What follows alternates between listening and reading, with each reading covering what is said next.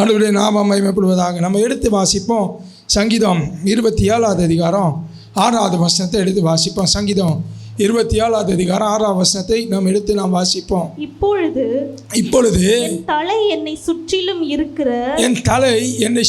இருக்கிற என் சத்துருக்களுக்கு மேலாக உயர்த்தப்படும். அது நிமித்தம் அவருடைய கூடாரத்திலே நான் ஆனந்த பலிகளை இட்டு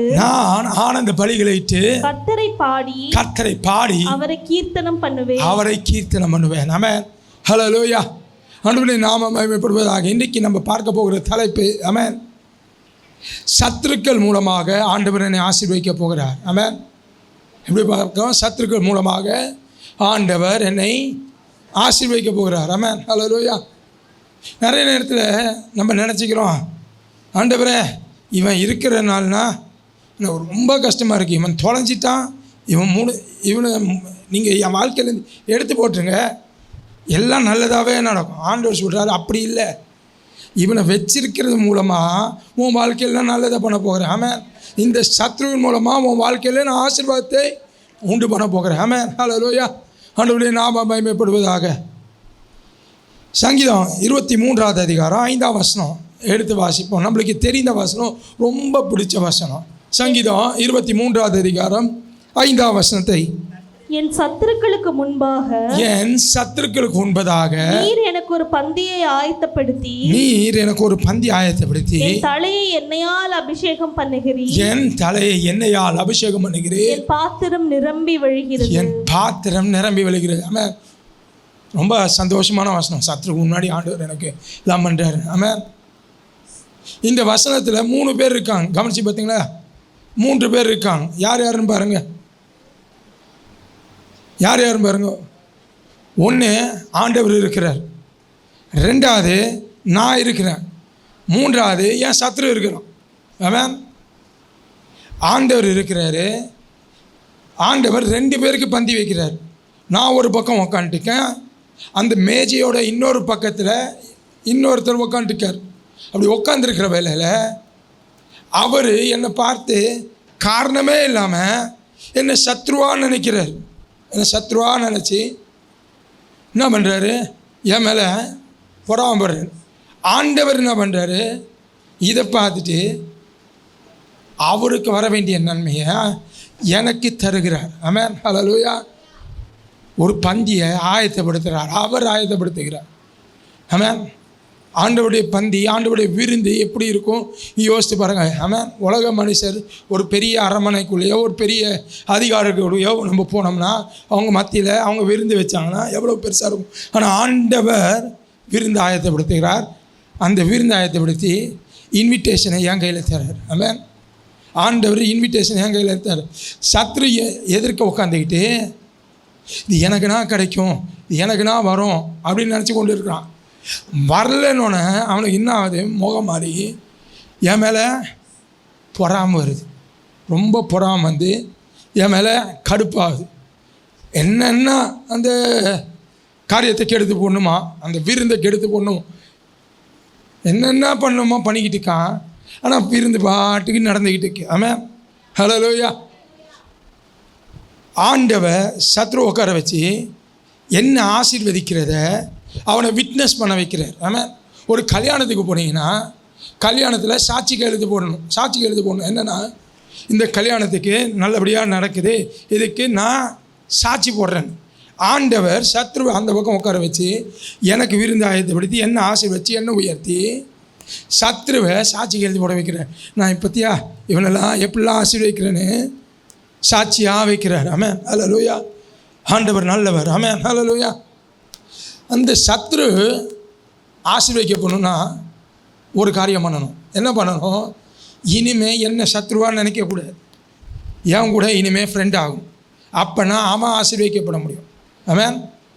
இனிமேல் அந்த சத்ரு என்ன சத்ருவான்னு நினைக்காம உன் கூட இனிமேல் நான் ஒத்து போயிடுறேன். ஈசாக்காவுடைய வாழ்க்கையில் இதான் நினச்சி துரத்திக்கிட்டு வந்தாங்க, முடியல, ஆசீர்வாதமே வரல. அப்பா எங்களால் முடியல, இனிமேல் நான் உங்களோட இது ஐக்கியமாயிடுறேன்னொன்னே ஆசீர்வாதம் அவங்களுக்கும் வந்துச்சு. ஆமென். இதெல்லாம் கேட்குறது நல்லா இருக்குது. சத்ருவை ஆண்டவர் எனக்கு இன்விடேஷன் கொடுத்தாரு, எனக்கு ஆண்டவர் என்ன சத்ரு முன்னாடி ஆசீர்வதிச்சார், என்ன சத்ரு முன்னாடி உயர்த்தினார். நல்லா இருக்குது. ஆனால் நம்ம யோசித்து பார்க்கணும், அந்த பந்தி எது வரைக்கும், கர்த்தர் ஆயத்தப்படுத்துகிற பந்தி எது வரைக்கும், நான் திருப்தி ஆகிற வரைக்கும் அவன் ஆண்டவர் அந்த பந்தியை தருகிறார். அந்த வசனத்தோட கடைசி பகுதியை வாசிங்க. என் பாத்திரம் நிரம்பி வழிகிறது. என் பாத்திரம் ஏற்கனவே நிரம்பிருச்சுன்னா என்ன அர்த்தம்? வயிறு நிரம்பிருச்சுன்னா என்ன அர்த்தம்? என் பாத்திரம் நிரம்பிடுச்சுன்னா என்ன அர்த்தம்? நான் திருப்தி ஆகிட்டேன். அப்போ என்ன ஆக போகுது? ஆண்டவர் தருகிற ஆசீர்வாதம் நிற்க போகுது, பந்தி முடிய போகுது. அப்போ நான் என்ன பண்ணணும்? நானும் இனிமேல் அவனை சத்ருவாக பார்க்கக்கூடாது. எவ்வளோ தீமை பண்ணான், இனிமேல் அவனை சத்ருவாக பார்க்காம நான் என்ன பண்ணணும்? எனக்கு இருக்கிற ஆசீர்வாதத்தை அவனுக்கு திருப்பி தரணும், கொஞ்சம் தரணும். ஆமாம், இதெல்லாம் 100 ட்விஸ்ட் இருக்கிறார்.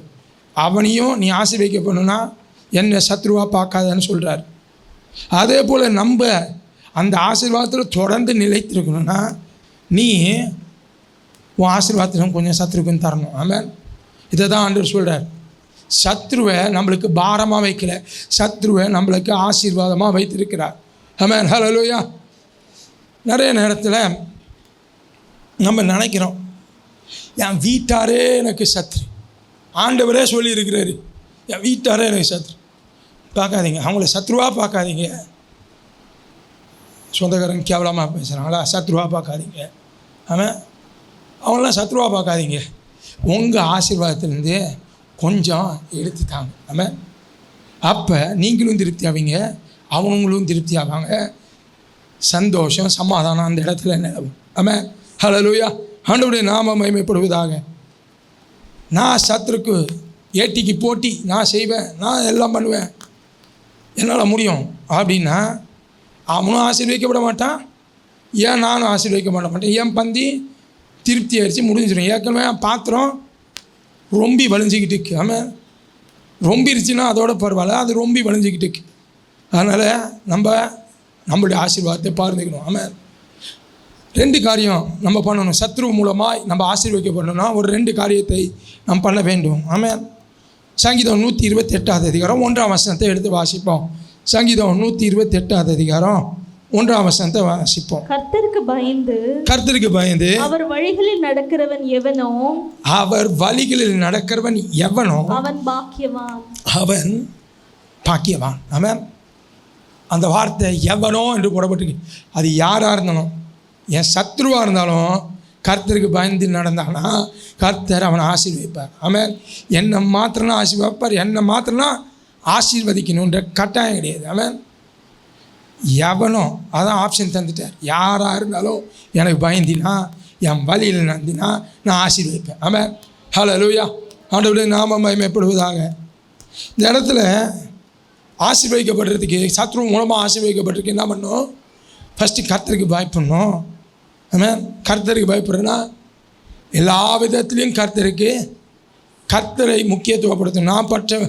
நான் பெற்ற மேன்மைகள் எல்லாம் உன் கரத்தையும், ஆமாம், நான் பார்த்த உயர்வுகள் எல்லாம் உம்முடைய தயவு என்று சொல்லி ஆண்டவருக்கு துதி பலிகளை, நன்றி பலிகளை எடுக்கணும். ஆமாம், நம்ம ஆண்டவரை, ஆமாம், எனக்கு இருக்கிறதெல்லாம் காணிக்க தரது கூட, ஆண்டவரே நீங்கள் என்ன ஆசீர்வதிச்சதுலேருந்து என்னால் முடிஞ்சதை கொஞ்சமாக உங்களுக்கு தருகிறேன், அதுதான் நம்ம ஆண்டவர்கிட்ட சொல்லி காணிக்க தரணும். நம்ம காணிக்க, ஆமாம், நன்றி நிறுவனத்தோடு தரணும். ஆமாம், நான் ஏதோ இங்கே வரேன் கையில் கிடைக்கிறது நான் எடுத்து காணிக்க போகிறேன், அப்படி இல்லை. ஆண்டவர்கிட்ட நீங்கள் என்ன ஆசீர்வதிச்சிருக்கீங்க, எவ்வளோ ஆசீர்வதிச்சிருக்கீங்க. ஆமாம், சூழ்நிலை 6000 வருஷம் அப்படி வாக்குத்தத்தத்தை இன்னும் நிறைவேற்றி கொண்டே இருக்கிறார். எவ்வளவோ தொடர்ந்து இன்னும் வரப்போகிற சந்ததிக்கெல்லாம் அந்த வாக்குத்தத்தங்கள் பொருந்தும். ஆமாம், நிறைவேற்ற போகிறார். ஆமாம், அதெல்லாம் நினச்சி எவ்வளோ கொடுத்துருக்கீங்க, அதில் கொஞ்சத்தை என்னால் முடிஞ்சதை அவங்களுக்கு காணிக்கையாக தரேன். அதான் ஆமாம் கனப்படுத்துறது. 2வது, அங்கே என்ன போடப்பட்டிருக்கு? அவருடைய வழிகளில் நடக்கணும். அவருடைய வழியில் நடக்கணும், கடைசி வரைக்கும் உத்தமமாக விசுவாசமாக அவருடைய வழியில் நடக்கணும். ஆமாம், கடைசி பரியந்தம் நிலை நிற்கிறவனை ரட்சிக்கப்படும். கடைசி வரைக்கும் நிலை நிற்கணும். சத்ரு மூலமாக ஆசீர்வதிக்கப்படணுமா, கடைசி வரைக்கும் ஆண்டவருடைய வார்த்தையில் சந்தேகமே இல்லாமல் நிற்கணும். ஆமென். அது நம்மளுக்கு தெரிஞ்ச ஒரு கதை இருக்குது. அதில் அந்த கதையை உங்களுக்கு சொல்கிறேன். அது என்னென்னா, ஒரு அப்பா வந்து ஒரு 2 பசங்க இருந்தாங்களாம் அப்பாவுக்கு. அவர் அந்த பசங்களை பார்த்து சொல்கிறாராம், அப்பா இந்த வேலையை செஞ்சுட்டு வாங்க. மூத்த பையன் சொல்கிறானா, கண்டிப்பாக போயிடுறேன்ப்பா அப்படின்றானா. 2ஆவது பையன்ட்டு சொன்னால், அப்பா நல்லா போக முடியாதுப்பான்ட்டு அவன் போயிடுறான். இந்த 2ஆவது பையன் இருக்கான்ல, அவன் யோசிக்கிறான், என்னடா இப்போ அப்பாகிட்ட இப்படி பேசிட்டோமே, இன்னும் மனசுக்கு கவலைப்படுது. மூத்தவன் என்ன பண்ணுறான், நான் போகிறேன்னு சொல்லிட்டேன், அது அப்புறமா போய்க்கலாம், பார்த்துக்கலாம், இன்னும் அப்பா கேட்க போகிறாரு அப்படின்ட்டான். இந்த 2ஆவது பையன் மனசுக்கு சங்கடப்பட்டு அவன் போய் அந்த வேலையை முடிச்சுட்டு வந்துடுறான். வேலையை முடிச்சுட்டு வந்தோடனே அப்பா என்ன நினச்சிக்கிறாரு, மூத்தவனா செஞ்சு முடிச்சிட்டான் சொல்லிவிட்டு அவனுக்கு அந்த பேர் போயிடுது. அவனுக்கு அந்த அப்பா இன்னும் கொஞ்சம் எக்ஸ்ட்ரா செய்கிறார். ஆமாம், வெகுமதிகள்லாம் தருகிறார். ஆனால் உண்மையாக செஞ்சது யார்? சின்னவனா. இதை ஆண்டவர் பார்த்து கனப்படுத்துவார். ஆமாம், இந்த ஆண்டவர் பார்த்து கனப்படுத்துவார். இன்றைக்கி நம்ம வாழ்க்கையில் நம்ம நிறையா ஆமாம், சில சமயத்தில் ஆண்டவரை நான் செய்கிறேன்னு சொல்லிட்டு செய்யாமல் விட்டுறோம். சில சமயத்தில் நான் செய்ய மாட்டேன்ட்டு செஞ்சிடறோம். ஆமாம், மற்றவங்க அந்த பேர் புகழ்ச்சி இந்த உலக பிரகாரமாக அவங்க கிரெடிட் வாங்கிட்டு போயிடுறாங்க. நான் உத்தமமாக பின்பற்றினேன், ஆனால் எனக்கு ஒன்றும் கிடைக்கல, என் கையில் மிஞ்சினது ஒன்றும் இல்லை. உங்களுக்கு கண்ணுக்கு தெரியலை, அவ்வளோதான். ஆமாம், ஆண்டவர் உங்களை எவ்வளவோ ஆசீர்வதிச்சிருக்கிறார். ஆமாம், ஆசீர்வதிச்சு கொண்டே வருகிறார். ஆமாம், யோசித்து பாருங்கள். நான் இந்த தலைப்பை எடுக்கும்போது சத்ருவை ஆண்டவர் உங்களுக்கு ஆசீர்வாதமாக மாற்றுகிறார். எந்த வகையில் முடியும்? ஆமாம், எனக்கு சத்ரு என்னை கீழே தள்ளி விட பார்க்குறான், என்ன நாசமாக போகணும் பார்க்குறான், நான் அழியணும்னு பார்க்குறான். ஆனால் ஆண்டவர் அந்த சத்ருவை பயன்படுத்தி என்னை ஆசீர்வதிக்கணும்னு திட்டமிடுகிறார். அப்போ உங்கள் கண்ணுக்கு தெரியாமல் எவ்வளவு நன்மைகளை ஆண்டவர் நம்ம வாழ்க்கையில் செய்து கொண்டு வருகிறார். ஆமாம், ஹல்லேலூயா, ஆண்டவருடைய நாமம் மகிமைப்படுவதாக. 2வது நம்ம செய்ய வேண்டியது மத்தேயு 5வது அதிகாரம் 5ஆம் வசனம். மத்தேயு 5வது அதிகாரம் 5ஆம் வசனம். சாந்த குணமுள்ளவர்கள் பாக்கியவான்கள். எப்படிப்பட்டவருக்கு? சாந்த குணமுள்ளவர்கள் பாக்கியவான்கள். அவர்கள் பூமியை சுதந்தரித்துக் கொள்வார்கள். அவர்கள் பூமியை சுதந்தரித்துக் கொள்வார்கள். ஆமாம். 2வது சாந்த குணமுள்ளவர்களாக இருக்கணும். சாந்த குணம் உள்ளவர்கள் என்று சொல்லுகிறவல்ல, சாந்தம் என்று சொல்லுகிற பொறுமைக்கு ஒரு மேற்படி, அடுத்தபடி, அடுத்த லெவல். டிக்ஷனரி எடுத்து பார்த்தப்ப சாந்தம் என்று சொல்லுகிறவல்ல, தங்களுடைய கருத்தை கூட வெளிப்படுத்துவதற்கு தயங்குவார்கள். தங்களை ஒப்பீனியனை சொல்கிறதுக்கு அவங்களுக்கு பார்த்துக்கலாம், அவங்க பண்ணிப்பாங்க. நான் ஏன் என் ஒப்பீனியனை அப்படின்னு சொல்லி பயப்படுவாங்க. அது அவங்க பயந்ததுனாலேயோ இல்லை அவங்க கோழைகள் என்பதனாலேயோ அல்ல. என்னால் முடியும், ஆனால் வேணாம், நான் ஆண்டவருக்கும் எனக்கும் ஆண்டவருக்கும் தொடர்பு இருக்கட்டும், அது நல்லா இருக்கட்டும். ஆமாம், நான் ஏதாச்சும் பேசி இங்கே மனுஷர்கிட்ட தப்பாக புரிஞ்சு அந்த உறவு முடிகிறத பார்க்கலாம், நான் ஆண்டவர்கிட்ட பேசிக்கிறேன். ஆமாம், அதுதான் அந்த சாந்த குணம். ஆமாம், ஹல்லேலூயா, ஆண்டவருடைய நாமம் மகிமைப்படுவதாக. ஆமாம். மோசேயை ஆண்டவர் சொல்கிறார், இந்த உலகத்தில் எங்கும் முழு உலகத்தை தேடி பார்த்தாலும் மோசை ஒருத்தர் நம்ம அவங்கள போல் சாந்த குணம் யாரும் இல்லை. ஆமாம், மோசையை பார்த்து ஆண்டவர் சொல்கிறார். ஆமாம், மோசையுடைய வாழ்க்கையில் பார்வோனை ஏற்று நிற்கிறார். அதிகாரம் ஏற்று நிற்குது. ஆண்டவர் என்ன தெரியுமா பண்ணுறாரு? இறங்கி வந்து மோசைக்காக நான் யுத்தம் பண்ணுவேன், மோசையோடு நான் இருக்கிறேன்றார். ஆமாம். அடுத்து நீங்கள் பார்த்தீங்கன்னா மோசையோட வாழ்க்கையில் இஸ்ரவேல் ஜனங்க வந்து புலம்புறாங்க, மோசையோட கல் எரியெல்லாம் தூக்கிட்டாங்க, எல்லாம் பண்ணிட்டாங்க. அப்படி இருக்கிறவல்ல ஆண்டவர் அந்த இடத்துல சமுதாயம், அந்த இடத்துல ஆண்டவர் மறுபடியும் இறங்கி வந்து மோசைக்காக நான் யுத்தம் பண்ணுவேன், மோசைக்காக நான் இருக்கிறேன் என்று சொல்லுகிறார். 3வது பார்த்திங்கன்னா மீரியாம் குடும்பம், சொந்த குடும்பம். சரி, அதிகாரம்னா புரிஞ்சிக்கல, சமுதாயம்னா புரிஞ்சிக்கல, குடும்பமாச்சும் புரிஞ்சிக்கலாமே, இவங்களாச்சும் புரிஞ்சிருக்கலாம், இல்லை இவங்களும் புரிஞ்சிக்கல. ஆமாம். அப்பையும் ஆண்டவர் என்ன பண்ணுறாரு? மோசைக்காக யுத்தம் பண்ணுகிறார். நான் மோசையோடு இருக்கிறேன். ஆமாம், நான் மோசைக்கு துணைன்னு இருக்கிறேன். என்று சொல்லுகிறார். ஆமென், ஹல்லேலூயா. காரணம், மோசே சாந்தமுள்ளவர். அவருடைய ஒப்பீனியன் கூட வாய் திறக்க மாட்டார். இப்படி பண்ணலாமா, இப்படி நடத்தலாமா, இப்படி பண்ணலாம். எனக்கும் நான் ஆண்டவரும் பேசிக்கிறேன். ஆமென். உன்கிட்ட பேச வேண்டிய அவசியமே கிடையாது. அதுதான் இன்றைக்கி நம்ம வாழ்க்கையில் இருக்கணும். ஆமென். இன்னொன்று ஆண்டவர் சொல்கிற, பெருமை உள்ளவனுக்கு ஏற்று நிற்கிறேன். ஆமென். அப்போ ஒரு காலத்துலேயும் பெருமையாக இருக்கக்கூடாது. ஆமென். ஒரு காலத்திலும் பெருமையாக இருக்கும். எதிரிகள் மூலமாக ஆண்டவர் நம்மளுக்கு ஆசீர்வாதத்தை தரேன்றாரு. அப்போ நம்ம பெருமையாக இருந்தோம்னா ஆண்டவரே எதிரியாக மாறிட்டாருன்னா எங்கேருந்து ஆசீர்வாதம்?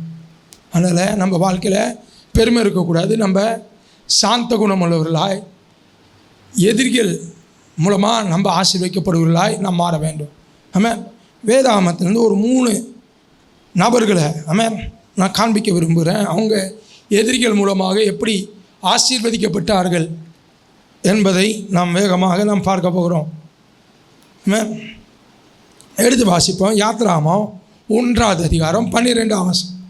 யாத்ராகமம் 1ஆவது அதிகாரம் 12ஆம் வசனம். ஆனாலும் அவர்களை எவ்வளவு ஒடுக்கினார்களோ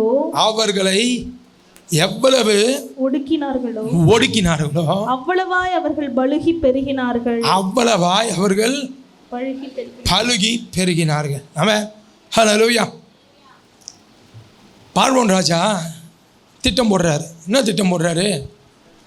பாருப்பா, இஸ்ரவேல் ஜனங்க எங்களை பார்க்கலாம் கொஞ்சம் பெரியவங்களாகிறாங்க. அது பிடிக்கல. இப்போ என்ன பண்ணுறது? போய் அந்த மருத்துவ வச்சிகளை பார்த்து சொல்கிறார், ஆண் பிள்ளைகளை சாப்பிடுச்சிரு, ஒருத்தர் கூட மிஞ்சக்கூடாது. அந்த திட்டம் ஃபெயிலியர் ஆகிடுச்சு. அடுத்து என்ன சொல்கிறாரு? பிரகடனம் பண்ணுறாரு, கட்டளையாகவே போடுறாரு. ஆண் பிள்ளையெல்லாம் தூக்கிட்டு போய் நாயில் நதியில் தூக்கி போட்டுரு. அது கட்டளை, ராஜாவுடைய கட்டளை.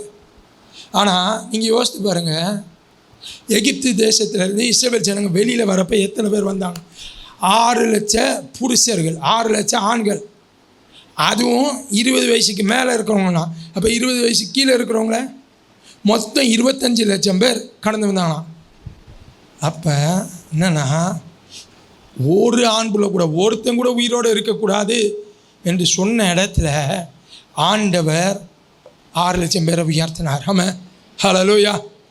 சத்துருக்கள் மூலமாகவே சத்துருடைய இடத்துல ஆண்டவர் ஆசீர்வதிச்சார். ஆமென், ஹல்லேலூயா. ஆண்டவருடைய நாமம் மகிமைப்படுவதாக.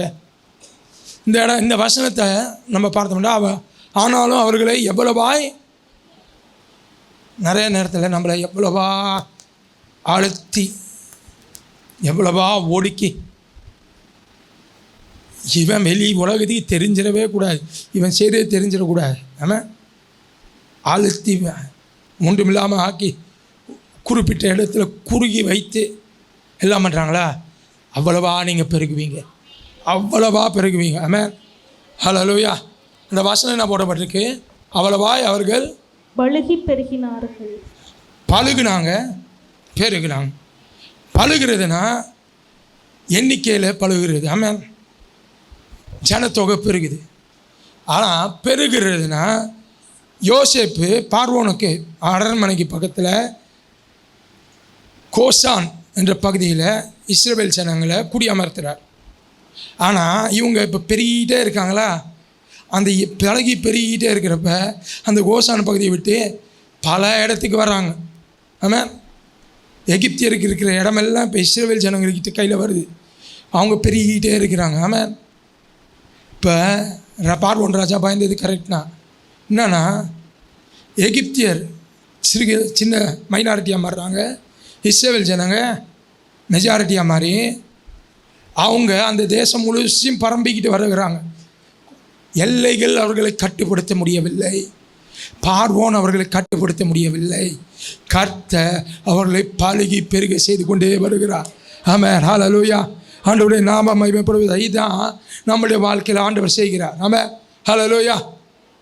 எதிரி கண்ணு முன்னாடியே ஆண்டவர் உயர்த்திக்கிட்டு வர்றார். ஆமென். அது மாத்திரம் இல்லாமல் ஆண்டவர் இன்னொன்றும் பண்ணுறார். அந்த இடத்துல யாத்ராகமம் 12ஆவது அதிகாரம் 35ஆம் வசனம் 36ஆம் வசனத்தை வாசிப்பேன். யாத்ராகமம் 12ஆவது அதிகாரம் 35ஆம் வசனம் 36 வசனத்தை வாசிப்போம். மோசே சொல்லியிருந்தபடி இஸ்ரவேல் ஜனங்கள் எகிப்தியரிடத்தில்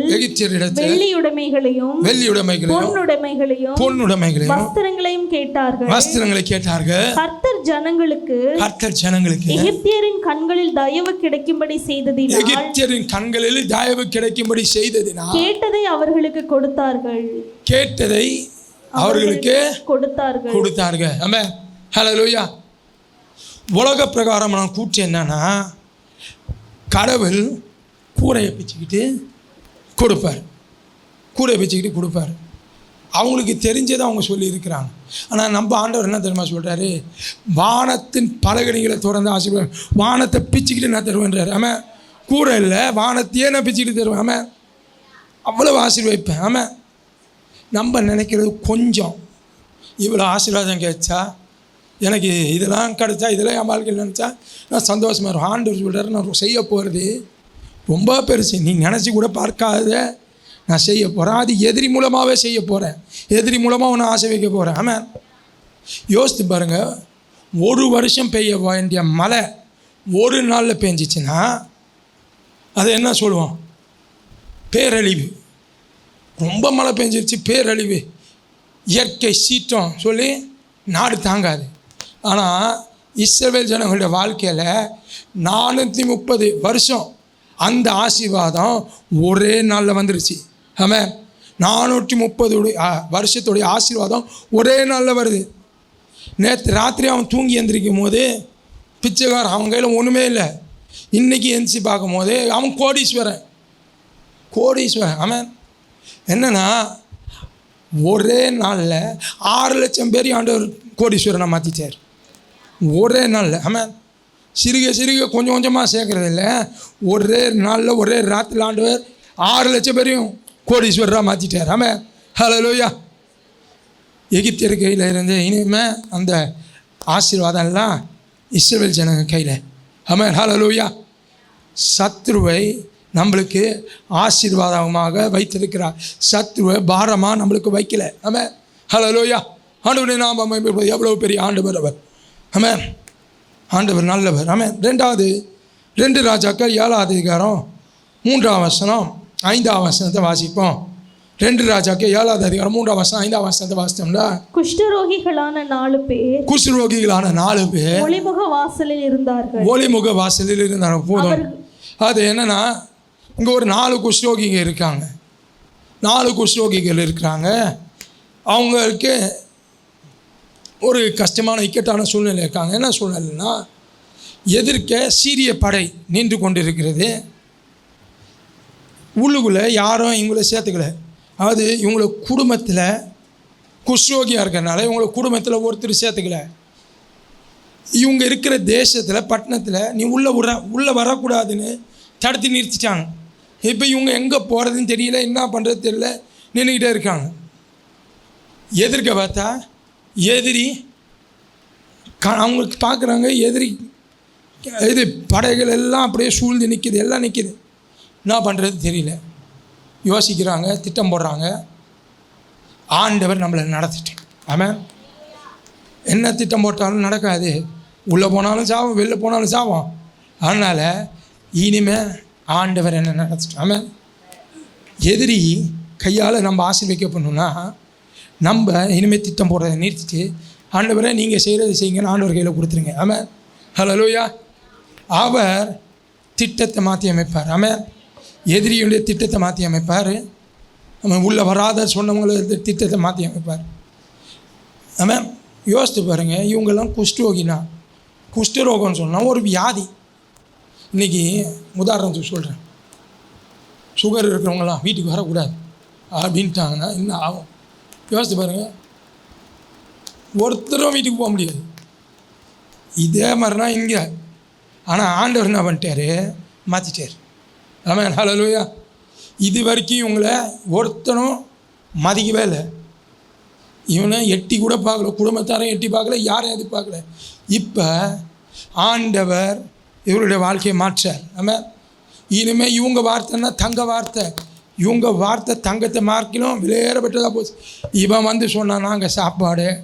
ஆமாம். ஹல்லேலூயா. ஆண்டவர் மாற்றி அமைக்கிறார். ஆமென், ஹல்லேலூயா. சரி, இங்கே இப்படி மாறிடுச்சு. எதிரி வந்து பார்க்குறான். இவங்க என்ன பண்ணுறாங்க? அந்த 6வது வசனத்தை வாசிப்பீங்க, 5வது வசனத்தை வாசிப்பீங்க. சீரியருடைய இராணுவத்திற்கு போக, சீரியருடைய இராணுவத்துக்கு போக இருட்டோடு எழுந்திருந்து என்ன பண்ணுறாங்க? ராத்திரி ஃபுல்லாக இவங்களுக்கு தூக்கம் வரல.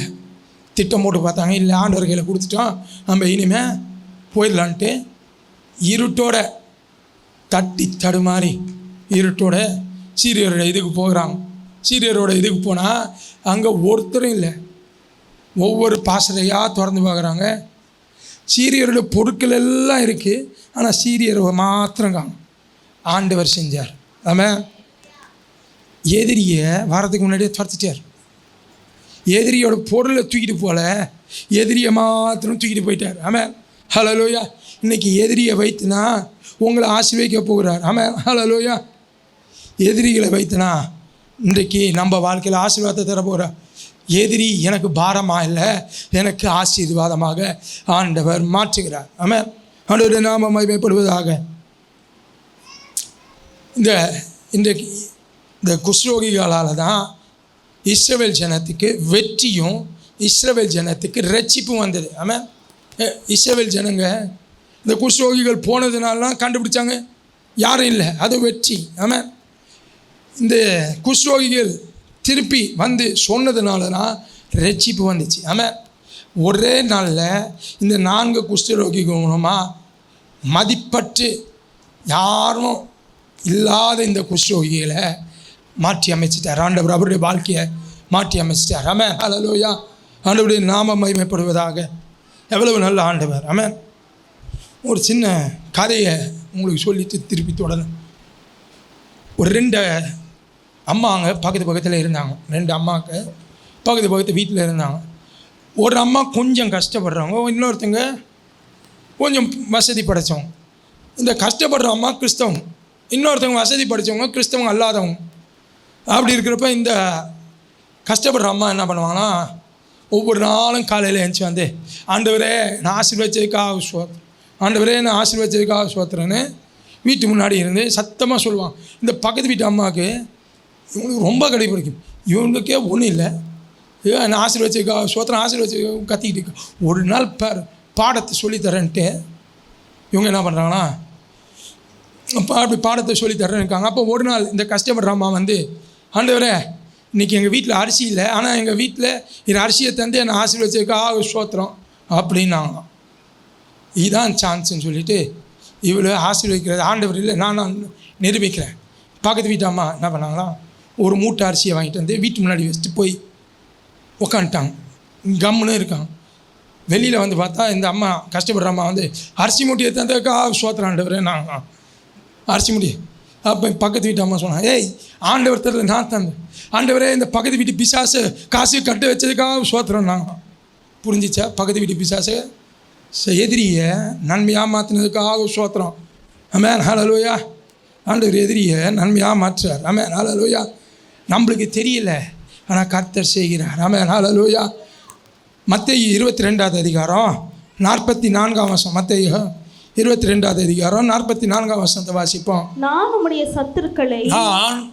சத்துருக்களை உமக்கு பாதபடியாக்கி போடும் வரைக்கும்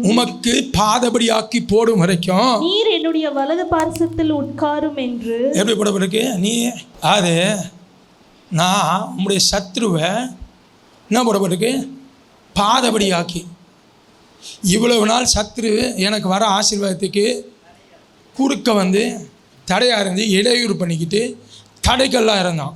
ஆண்டவர் என்ன பாதபடினா, ஆண்டவர் இனிமேல் என்ன சொல்கிறாரு, அதை படிக்கட்டாக மாற்ற போகிறேன். தடைக்கல் இல்லை, இனிமேல் படிக்கட்டு.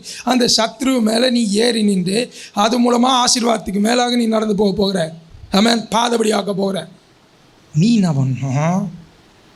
சத்ரு மேலே ஏறி நிற்கிறேன்னா அவனை பூச்சி நசிக்கிட்டு நான் நிற்கிறேன்ட்டு அப்படி இருக்கக்கூடாது. நீ என்ன பண்ணணும்?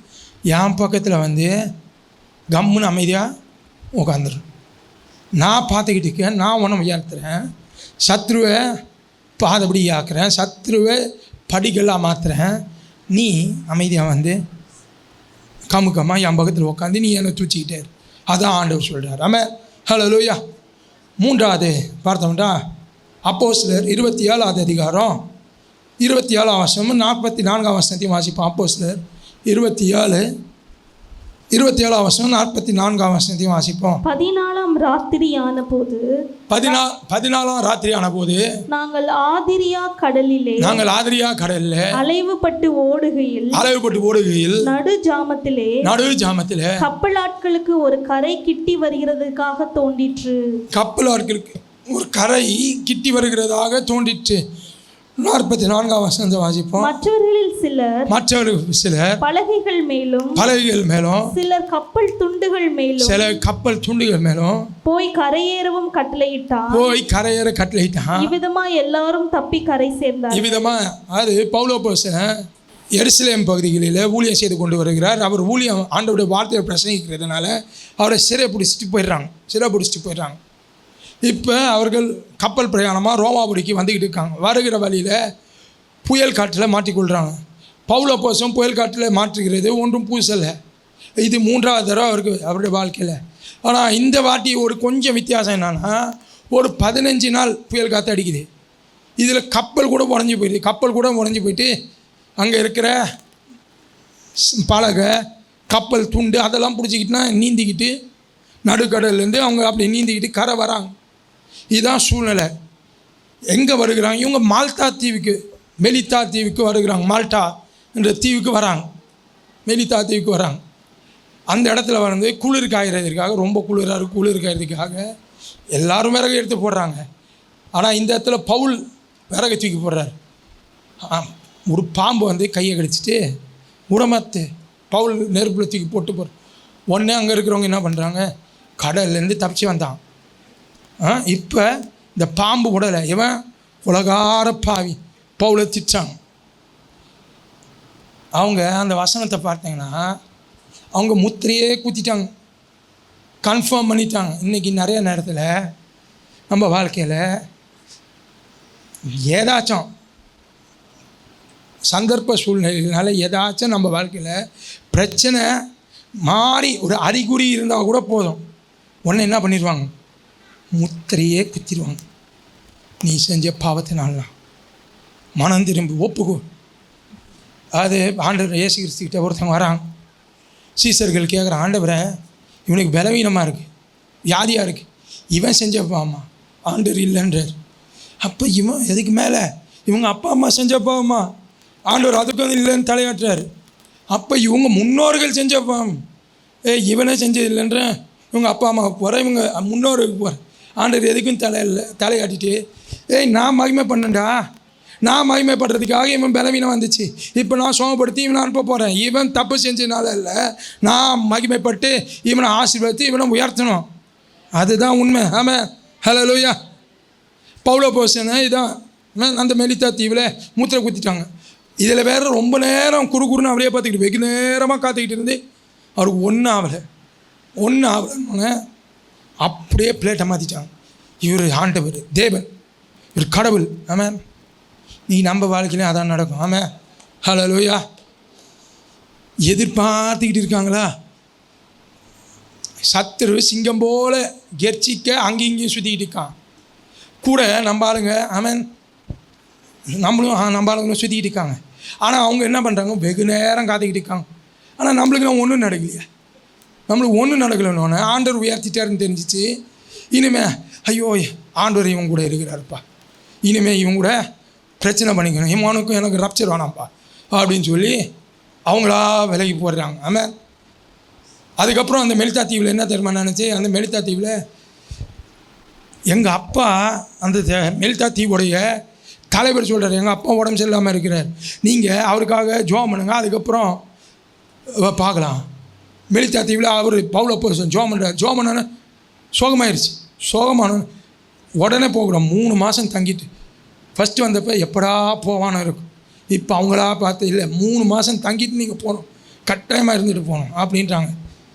போக பவுல் அப்போஸ்தலனுக்கு மரியாதை கொடுத்து, ஆமாம், மிகுந்த கனத்தை கொடுத்தாங்கன்னு போடப்பட்டிருக்கு. ஆமாம், கேட்டு வாங்குறதில்ல, அவங்களா மிகுந்த கனத்தை தராங்க. ஆமாம், கூட இருக்கிற இந்த போர் சேவர்களில் பவுல் அப்போஸ்தலனுக்கு மாத்திரம் தராங்க. ஆமாம், ஹல்லேலூயா. பவுலோப்போஸ் அந்த இடத்துல போர் செய்வருக்கு மத்தியில் என்ன, அவர் சிறை கைதி. நான் எதற்காக கைதி ஆனார் சொன்னேன்? எதற்காக? எருசலேமில் பிரசங்கம் பண்ணதுனால. இப்போ எல்லா போர் செய்வரும் பாதுகாப்போட, பலத்த பாதுகாப்போட அவர் பிரசங்கம் பண்ணி கொண்டு இருக்கிறார். 3 மாதம் அளவும் அவர் பிரசங்கம் பண்ணி கொண்டு இருக்கிறார். ஆமென், ஹல்லேலூயா. எதிரியை ஆண்டவர் நம்மளை ஆசீர்வதிப்பதற்காக வைத்திருக்கிறார். ஆமென், ஹல்லேலூயா. 2 அற்புதம் நடக்குது. 2 அற்புதத்து மூலமாக அங்கே சூழ்நிலை மாறுகிறது. ஆமென். முதலாவது பவுல் அவருடைய தனிப்பட்ட வாழ்க்கையில் நடக்குது. அந்த பாம்பு கடிச்சிட்டு அது ஒன்றும் செய்யாமல் பவுல் உயிரோடு இருக்கிறார், நல்லா இருக்கிறார். 2வது அந்த தலைவனுடைய தகப்பனாருக்கு ஜோமனுகிற வெள்ள அவருக்கு சோகமாக அது பகிரங்கமாக எல்லாரும் பார்க்குற மாதிரி, அந்த ஊரே பார்க்குற மாதிரி நடக்குது. உடனே ஆமென், ஹல்லேலூயா, அங்கே சூழ்நிலை மாறுது. ஆமென். இவங்க அந்த 3 மாதம் கழித்து அவங்க போகிறப்ப இந்த படகுல கப்பல் புயலில் எல்லா பொருளையும் தூக்கி போட்டாங்க. அந்த பொருள் எல்லாம் இவங்க கப்பலில் ஏற்றினாங்களாம். யோசிச்சு பாருங்கள், ஒருத்தர் ஒரு கிஃப்ட்டு தர்றாருன்னா எவ்வளவு தருவாங்க? அதிகபட்சம் கல்யாணத்துக்கு போகிறீங்க, கிஃப்ட்டு தரீங்க. சில வீட்டில் ஒரு 100 ரூபா தருவோம், இல்லை ஒரு 50 ரூபா தருவோம், இல்லை ரொம்ப கொஞ்சம் வசதி படித்தவங்கன்னா அதிகபட்சம் ஒரு 2 லட்ச ரூபா தருவோம். ஆனால் இவங்க கிஃப்ட் தராங்க. எப்படி? அந்த கப்பல் முழுக்க பொருட்களை ஏற்றுறாங்களாம். ஆமாம், அந்த கப்பல் முழுக்க. ஆமாம், நீங்கள் வாசித்து பார்த்தீங்கன்னா அந்த வசனம் இருக்குது. ஆமாம், அந்த கப்பல் முழுக்க இவங்க இழந்தது எல்லாத்தையும் திருப்ப கிஃப்டாக தராங்க. ஆமாம், ஹல்லேலூயா. சத்துருக்களை வைத்து ஆண்டவர் ஆசீர்வதிப்பார். ஆமாம், ஹல்லேலூயா. நம்ம சத்ருவாக பார்க்க வேணாம், சத்துருக்கள் மூலமாக ஆண்டவர் நம்மளை ஆசீர்வதிப்பார். ஆமாம். மறுபடியுமா அந்த சங்கீதம் 27வது அதிகாரம் 5ஆம் வசனம் 6ஆம் வசனத்தை வாசி. சங்கீதம் 27வது அதிகாரம் 5ஆம் வசனத்தையும் 6ஆம் வசனத்தையும் வாசிப்போம். தீங்கு நாளில் அவர் என்னை தம்முடைய கூடாரத்தில் மறைத்து. எப்படி போடப்பட்டிருக்கு? தீங்கு நாளில் அவர் என்னை தம்முடைய கூடாரத்தில் மறைத்து. சத்ரு எனக்கு இடையூறு பண்ணுறான், ஆண்டவர் என்ன பண்ணுறாரு? கூட்டு போய் அவரோட கூடார மறைவில் என்ன மறைச்சிட்டாரு. சத்ரு சொல்கிறான், ஏய் போய் பொழிஞ்சிக்கிட்டிய, நீலாம் ஒரு இதுவா கோலப்பையில் அப்படி இப்படின்னு திட்டான். ஆனால் ஆண்டவர் என்ன பண்ணுறாரு? ஏன்னா கூடார மறைவில் ஒழிச்சிட்டார். அதுக்கப்புறம் என்ன பண்ணுறாரு பாருங்க, தொடர்ந்து தமது கூடார மறைவிலே ஒளித்து வைத்து, கூடார மறைவில் என்னை ஒழித்து வைத்து பாதுகாப்பு தந்து என்னை கண்மலையின் மேல் உயர்த்துவார். எங்கே பண்ணுறாரு? கூடாரத்துக்குள்ளேருந்து என்னை உயர்த்திக்கிட்டே வர்றாரு. கண்மனை மேலே உயர்த்துறாரு. ஆமாம், ஹல்லேலூயா. கண்மனை மேல் உயர்த்துவார். இப்பொழுது அடுத்த வருஷம் ஸ்டார்டிங்கில் என்ன போடப்பட்டிருக்கு? இப்பொழுது இன்னைக்கு நம்ம வாழ்க்கையில் இப்போது நடந்து கொண்டு இருக்குது. அதை ஆண்டவர் சொல்லி கொண்டு இருக்கிறார். ஆமென், ஹல்லேலூயா. இப்பொழுது என் தலை என்னை சுற்றிலும் இருக்கிற என் சத்துருக்களுக்கு மேலாக. இதுக்கு முன்னாடி என்ன தெரியுமா நினச்சி? என் சத்ருவை பார்க்கும்போது என் தலைனா சுற்றிக்கிட்டு இருந்துச்சு. இப்போ நான் உயர்ந்துட்டேன். கண்மையில் கூடார மறைவில் ஆண்டவர் வச்சு என்னை சத்ரு மேலே உயர்த்திட்டாரு.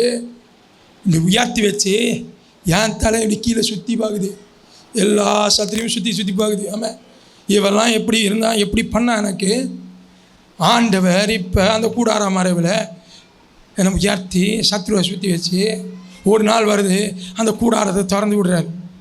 இப்போ நான் இப்படி பார்க்குறேன், சத்ரு இப்போ இப்படி பார்க்குறான். ஆமாம், அண்ணாந்து பார்க்குறான். ஆண்டவர் மாற்றிட்டார்.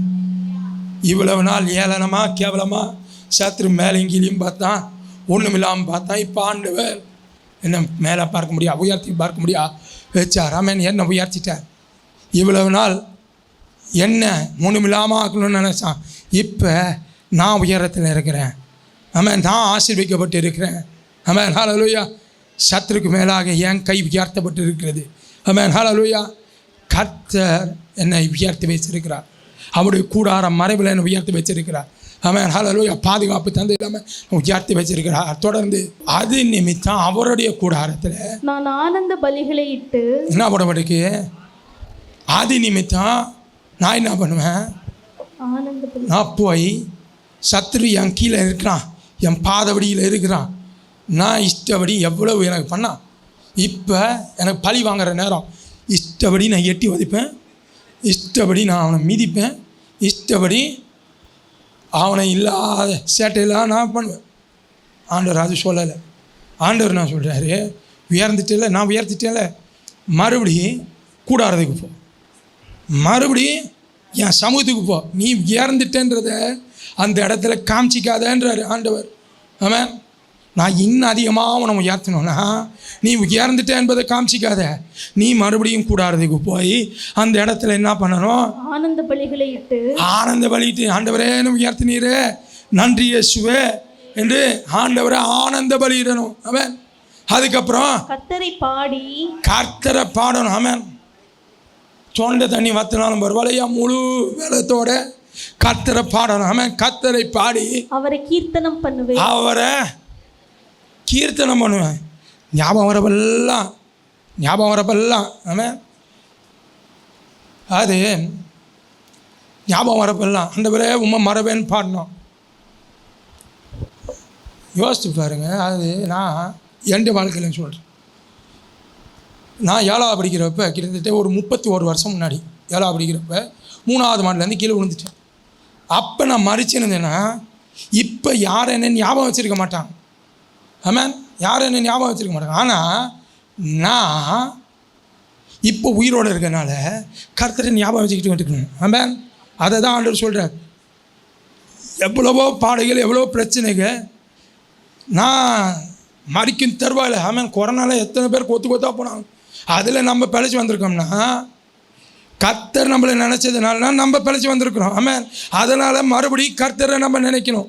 சத்ருவை கவனம் செலுத்தாமல் கர்த்தர் மேலே கவனத்தை செலுத்தணும். ஆமாம். ஹல்லேலூயா. என் கண்கோ உம்மை நோக்கி இருக்கிறது. ஆமாம். எனக்கு ஒத்த ஆசை வரும் பர்வதங்களுக்கு நேராக. ஆமாம். வானத்தையும் பூமியும் படைத்த கர்த்தரிடத்தை எனக்கு ஒத்த ஆசை வரும். ஆமாம். நான் உம்மை பார்த்து கொண்டு இருப்பேன். ஆமாம்.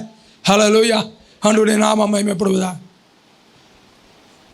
சத்ருவை ஆண்டவர் எழுப்புறது நான் சொன்னேன் ஆசீர்வாதத்துக்காக. தாவீதோட வாழ்க்கையில் ஆண்டவர் கோலியாத்தை எழுப்புறார். கோலியாத்தை எதுக்கு? தாவீதை அழிக்கிறதுக்கா? இல்லை, ஃப்ரீ ப்ரொமோஷன் பண்ணுறதுக்கு. அந்த ஒரு நாள் கோலியாத்தை கூட சண்டை போட்டாலும் மொத்த இஸ்ரவேலுக்கும் தாவீது யாருன்னு தெரிஞ்சு போச்சு. ஆமாம். இனிமேல் தாவீது, இவர் என்ன தாவீதுன்னு இவர் போகிற இடமெல்லாம் ஐடென்டிட்டி காமிக்க வேண்டியதில்லை, சொல்ல வேண்டியதில்லை. இவர் போனாலே தெரியும் இவர்னா தாவீதுன்னு. ஆமாம், அதான் ஆண்டவர் பண்ணுறார். ஆமாம். ஹல்லேலூயா. உங்கள் வாழ்க்கையில் சத்துரு எழுப்புறாருன்னா உங்களை ஆசீர்வதிப்பதற்காக ஆண்டவர் உயர்த்துகிறார். அதை மறைவாக கூடார மறைவில் உங்களை பாதுகாத்து உங்களை உயர்த்தி ஆமென் ஹல்லேலூயா வைக்கிறார். நம்ம மறுபடியும் கூடார மறைவில் திருப்பி போய் நம்ம ஆண்டவரை தூச்சி கொண்டு இருக்கோம். அவருடைய பிரச்சனத்தில் நான் அவரை உயர்த்தி கொண்டு வைப்பேன், அவரை தூத்தி கொண்டு வைப்பேன். ஆமாம். நான் கண்ட மேன்மைகள் எல்லாம் ஆமாம் உம்முடைய கரத்தின் ஈவு, நான் கண்ட உயர்வுகள் எல்லாம் நீர் தரும் தயவு. ஆமாம். இதை சொல்லி சொல்லி தூச்சிக்கிட்டே இருக்கணும். ஆமாம். அப்படி நம்ம சொல்லி துதிப்போமா? நம்ம எல்லாரும் எந்திரிப்போம். ஆமாம். ஹல்லேலூயா. நம்ம ஆண்டவரை சேர்ந்து நாம் துதிக்க போகிறோம். ஆமாம். ஹல்லேலூயா. ஆண்டவரே, என் சத்துருக்கள் எனக்கு பகையினர் அல்ல, என் சத்துருக்களை எனக்கு ஆசீர்வாதமாக நீர் மாற்றுகிறீர். ஆண்டவரே லோரி ஹல்லேலூயா. ஆண்டவரே, என் பாத்திரம் நிரம்பி வழிகிறது. நான் தொடர்ந்து ஆசீர்வாதத்தை பெறணும்னா நான் என் சத்துருக்கு இனிமேல் பகிர்ந்து கொடுக்கணும். ஆண்டவரே ஏசப்பா, நான் என்னுடைய கருத்தை சொல்லாமல் நீங்கள் செய்கிறத நான் கவனித்து பார்த்து ஆண்டவரே நீங்கள் நடத்துகிற வழியில் நான் போகணும். ஆண்டவரே அப்படி ஹல்லேலூயா. ஆண்டவரே நீர் ஆண்டவரே ஏசப்பா பெரிய காரியத்தை செய்யுங்க. ஆண்டவரே, நான் கண்ட மேன்மை, நான் உயர்ந்தது எல்லாம் உம்முடைய கிருபை. நான் உம்முடைய கூடாரத்தில் வந்து ஆண்டவரே ஏசப்பா நான் உம்மை துதித்து உம்மை கீர்த்தனம் பண்ணி உம்மை கம்பீரித்து பாடுவோம். ஆண்டவரே லோரி ஹல்லேலூயா. கரங்களை தட்டி ஆண்டவரை மகிமைப்படுத்தும். லோரி ஆண்டவரே, எல்லாம் உம்முடைய கிருபை. ஆண்டவரே, நான் சத்ருவை பார்த்து பொறாமப்பட மாட்டேன், சத்ருவை மேலே வன்கண் வைக்க மாட்டேன். ஆனால் உம்மை பார்த்து ஆண்டவரே நீர் எவ்வளவு நன்மை செய்திருக்கிறீர் உம்மை நினைத்து கொண்டே இருப்பேன். ஆண்டவரே லோரி ஹல்லேலூயா. ஹல்லேலூயா. ஸ்தோத்திரிக்கிறேன். ஆண்டவரே பெரிய காரியத்தை செய்யுங்க, நீங்கள் மகிமைப்படுங்க, நீங்கள் ஆளுகை செய்யுங்க. ஆண்டவரே கேட்ட வார்த்தைகள் ஆண்டவரே உங்களுடைய பிள்ளைகளுடைய வாழ்க்கையில் 100 பலன் தரட்டும். மகிமைப்படுங்க, நீங்கள் உயர்த்தப்படுங்க. மக்கே சகல துதி கன மகிமை யாவற்றையும் நாங்கள் எடுக்கிறோம். இயேசுவின் நாமத்தை வேண்டிக் கொள்கிறோம் ஜீவன் நல்ல பிதாவே. ஆமென். ஆமென். கர்த்தரை கரங்களை தட்டி கர்த்தரை மகிமைப்படுத்துவோம்.